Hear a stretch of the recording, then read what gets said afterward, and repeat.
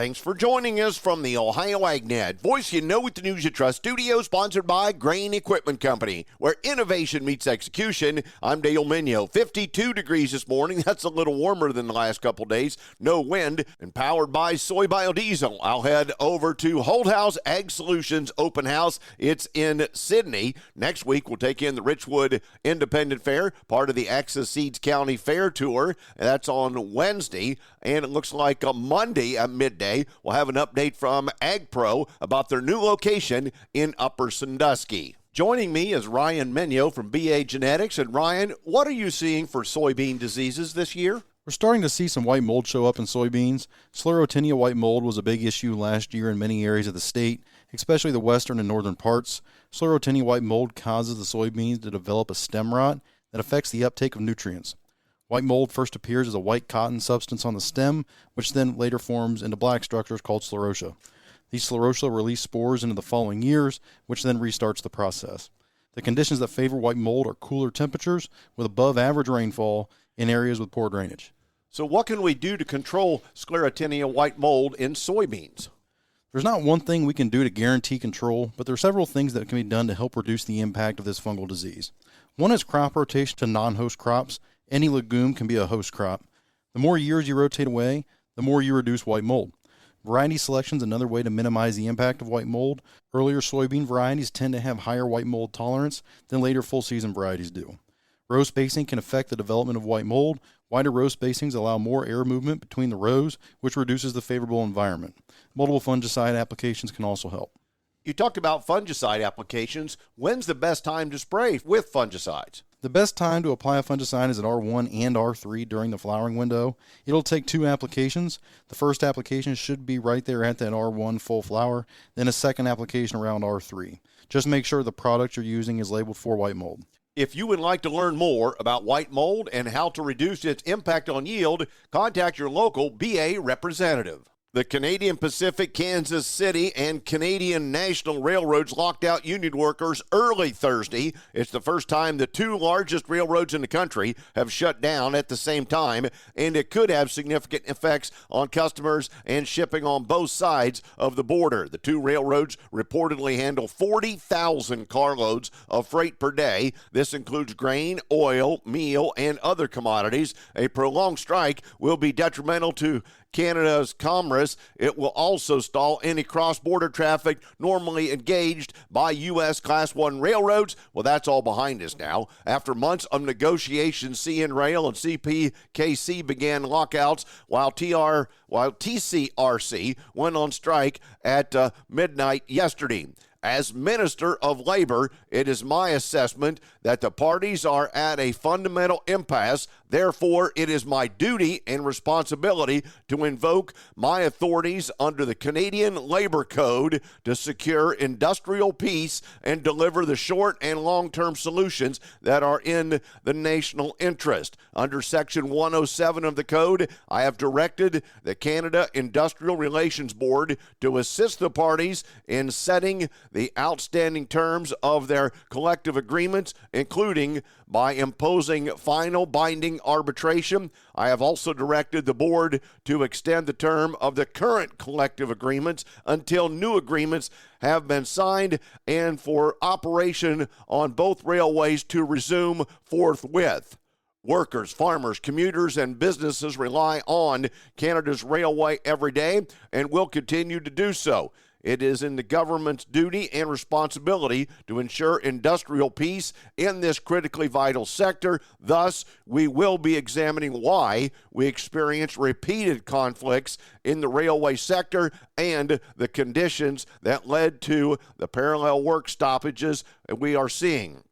Canadians can be assured that their government will not allow them to suffer when parties do not fulfill their responsibilities, especially where their livelihoods, work safety, and communities are at stake. Negotiated agreements have and always will be the best way forward. Collective bargaining is how the strongest, longest-lasting deals are made, deals that are good for the unions and employers alike. Canada is a trading nation. The government will do everything in its power to preserve the stability and certainty that our railways and entire economy are renowned for world over. So, glad to have that behind us. We'll see how everything reacts to the latest information. Today's weather brought to you by Seed Consultants. Simply better performance online at seedconsultants.com. Here's the forecast. Warm air starting to build over the Buckeye State. I'm Chief Meteorologist Ryan Martin. Let's take a look at that Ohio Ag weather update. We've got warmer and more humid air starting to work towards us today. Not too bad on the humidity side. I think we really start to see more uncomfortable humidity levels start to creep in tomorrow and Sunday, and it's just downright muggy and, let's face it, nasty for the first part of next week, Monday, Tuesday, Wednesday. With this muggy air, instability is going to be top of mind. I won't rule out pop-up showers and thunderstorms any day, Monday, Tuesday, or Wednesday. I think the focus, though, in terms of coverage is going to be Tuesday, where we can see 60% of Ohio see a nice round of thunderstorm activity, maybe even some strong to severe storms. I think it's too early to play the severe card just yet, but signs are there that we could see some significant thunderstorm activity. So we'll have to watch and see how that unfolds. But otherwise, it's just more of the same, a typical summer pattern, hot, humid thunderstorms here and there. Frontal boundary trying to slide through Ohio late next week, probably overnight Thursday night into early Friday. May not have a lot of additional moisture with it, so for the week next week, I'm going to say 1/4 to 3/4 of an inch, generally 1 inch if you see stronger thunderstorms. But I think the thing to watch is what we do after the front comes through. Temperatures drop off like a rock on a Friday, and we are cool for Saturday to start off the Labor Day holiday weekend. Temperatures probably stay comfortable on a Sunday before starting to bounce on Labor Day itself. Right now, though, it does appear to be one of the cooler Labor Days in recent history here across the region before we bounce back and look pretty doggone nice that first full week of September. I'm Chief Meteorologist Ryan Martin.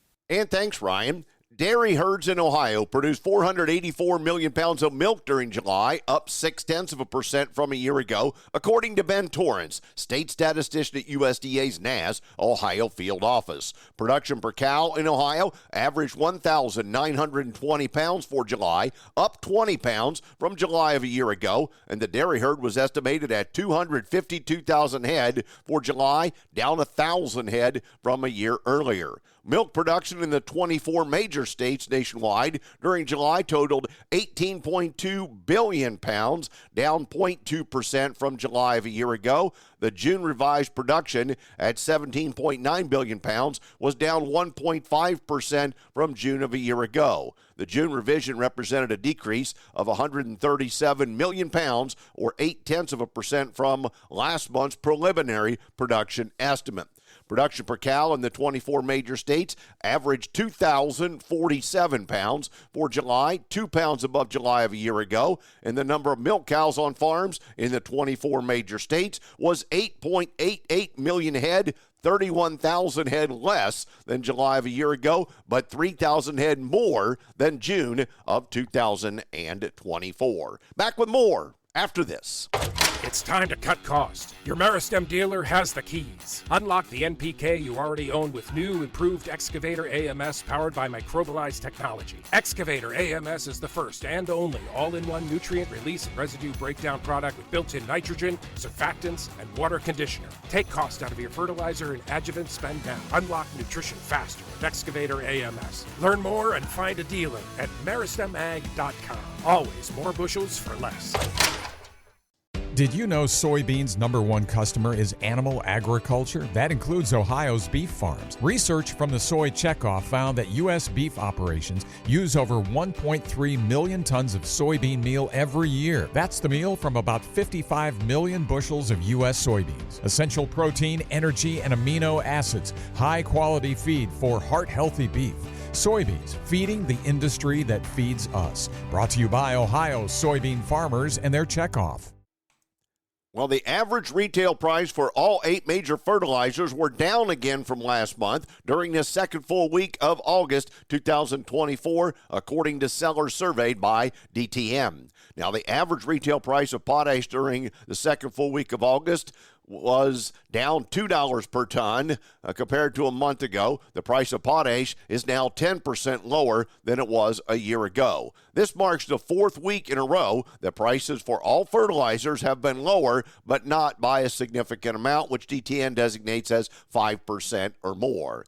In the August 20th news release, Fertilizer Canada urgently called on the Canadian federal government to take immediate action to prevent a work stoppage on the CN Railway and the Canadian Pacific Kansas City. And as we reported earlier in this broadcast, that is underway. The government is getting involved and moving forward. The railways move an average of 69,000 metric tons of fertilizer product per day, which is equivalent to 4 to 5 trains. 75% of all fertilizer produced and used in Canada is moved by rail with minimal transportation alternatives, and fertilizer plays an important role in food security, and it's responsible for half of the world's current food production, according to the press release. Prices for all but 3 fertilizers are lower compared to 1 year ago.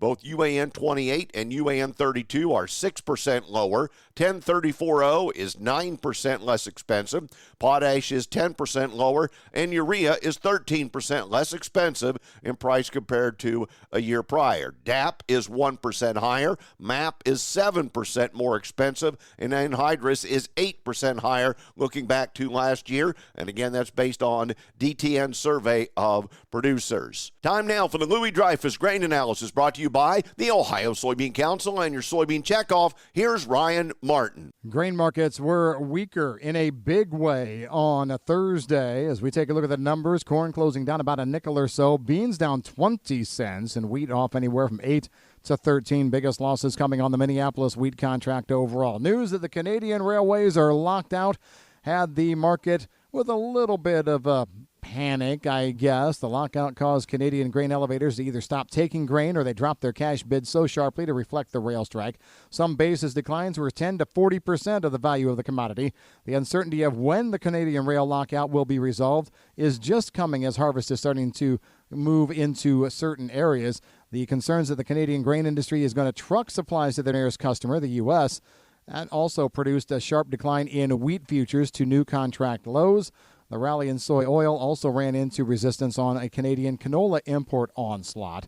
Board of Trade values fell yesterday sharply on the worries that the U.S. would see 2 harvests, one from the U.S. and the other from Canadian farmers that are trucking their grain southward. The problem in moving Canadian grain into the U.S. is truck availability and the cost of it. Not only is Canadian ag looking for more ways to move grain south, so are a host of other industries that are looking at the same option. The cost of short hauls to the U.S. is rocketing higher. Canadians are looking for transit to get their goods into customers. Amid that dramatic non-rail transit demand, there's not enough trucks to move more than a trickle of Canadian grain south to the U.S. However, as the futures market look at it, it was a shoot first and ask questions later kind of scenario, so that's what led to a lot of wheat selling yesterday. The other story that was out there, USDA and FSA announced that for the week ending August 15th, the U.S. sold 18.1 million bushels of wheat, 55.5 million bushels of corn for both crop years, and 60 million bushels of beans.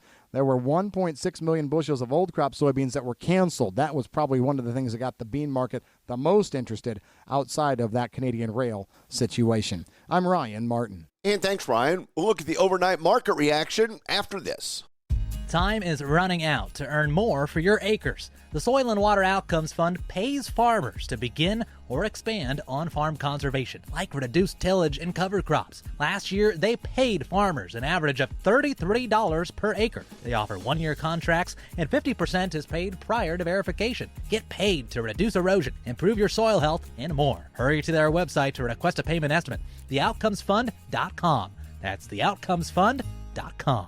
Today's markets are brought to you by Seed Consultants. Simply better performance online at seedconsultants.com. As we take a look at the markets, September corn up 1/4 cent now at 371 3/4. December new crop unchanged from yesterday's close at 393 1/2. September beans are up 4 cents at 945 1/4. November up 4 at 965 1/2. September wheat is still down 1/2 cent at 510 1/2. July 25 new crop is down 3/4 cent at 573 1/2. August cattle yesterday closed up $1.32 to $182.55. The October lean hogs $3.47 higher to $79.62. And September feeder cattle up $2.52 at $238.20. September Class 3 milk is down 8 cents this morning at $21.90. Thanks for joining us. This is the Ohio AgNet.